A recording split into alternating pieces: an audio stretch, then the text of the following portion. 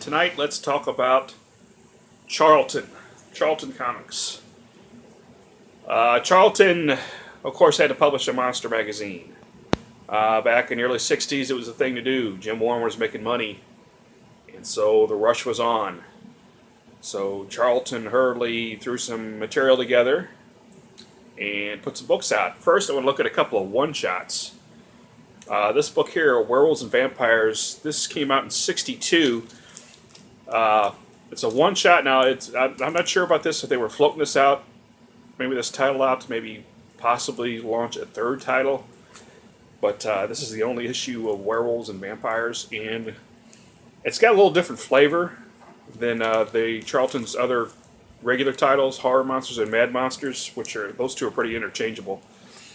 This one is a little put together, a little better, I think. But this is the only one of that issue, so I'm not sure what happened there, but it's a fun issue to hunt down. Now this one shot, The Black Zoo, this came out in 63. It's a fumetti, a movie comic. Why they chose The Black Zoo, I don't know. It's an okay movie.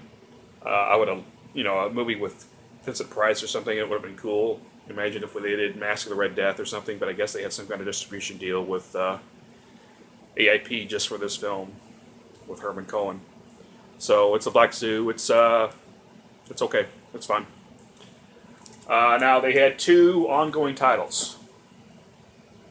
Let's look at Horror Monsters first. Horror Monsters, along with Mad Monsters, were launched in 1961. And this is the 61 to 64 is really the golden age of the Monster magazine. This is when they were popular, and I guess if you were a kid at the time, which is a little before my time, it made it seem like one was coming out, and a new one was coming out on the shelf every month. So Charlton's up in the game, so those of you collectors who know Charlton, you know what that means. It means cheap. Charlton used the cheapest paper that they could find, so the photos are pretty washed out, even on really high-grade copies. But having said that, it's a fun book. It's about middle of the pack as far as these magazines go. It's written about it at the level of Famous Monsters. It's certainly not literate like Castle of Frankenstein or Fantastic Monsters, but it's not really direct either. It's a fun run to put together. This is issue 1. Here's issue 2. Now I do not know who these cover artists are. These are rather crude, but they are uncredited in the magazine itself. Issue 3.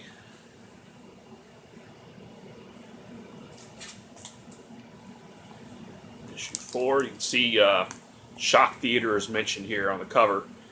This is the movie package, the television package that launched Monster magazines, essentially. These films were showing, local stations were showing these on Friday and Saturday nights as cheap entertainment. And kids grew up on them and loved monsters, and the magazine industry followed. All right, this is issue 5. These magazines were published quarterly, which means you got 8 of these a year, 4 Horror Monsters, 4 Mad Monsters.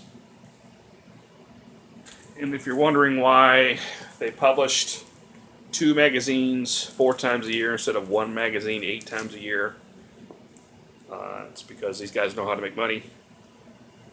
You publish 2 magazines 8 times a year, you have 2 magazines on the rack at the same time. So you're not going to have a Mad Monsters 5 and 6 on the same time, which means they pull 5, you'll have Mad Monsters 5 and Horror Monsters 5, which can sit that much longer.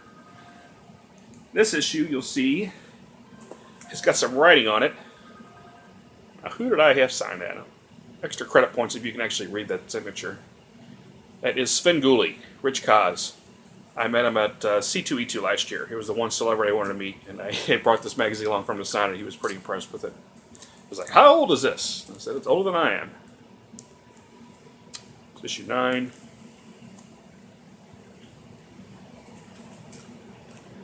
And issue 10. And of course, Jim Warren would do the same thing with as far as putting out 2 magazines with Famous Monsters and Monster World in '63 or so. He figured it out. So being able to have 2 of your magazines on the rack at the same time also meant that you're taking up space for another competitor's magazine. So once Warren figured that out, of course, he's published Creepy in '64. And Eerie came along in '66, I believe. He figured out with the Creepy Eerie and then Vampirella. And by this time, the other publishers could not keep up. And I imagine distributors thought these were all the same thing. Monster magazines, horror magazines. And so they eventually dropped out. This cover is by Steve Ditko. So that's a nice Steve Ditko monster cover there. This is the only cover that is credited. Issue 2.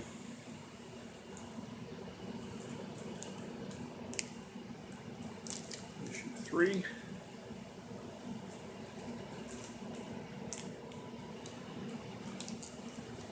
Four.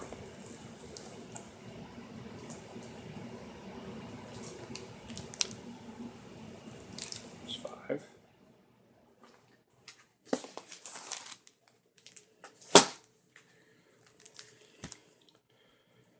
Issue 6. Of course, these magazines in the '60s, they had the benefit of all these horror stars still being alive, horror stars being alive. Karloff was alive, Lugosi was dead, but Lon Chaney Jr. was alive, Peter Lorre was alive until Lorre died in '64, '65, I think. Lee Cushing, of course. They're both gone now. And Price. There's 8.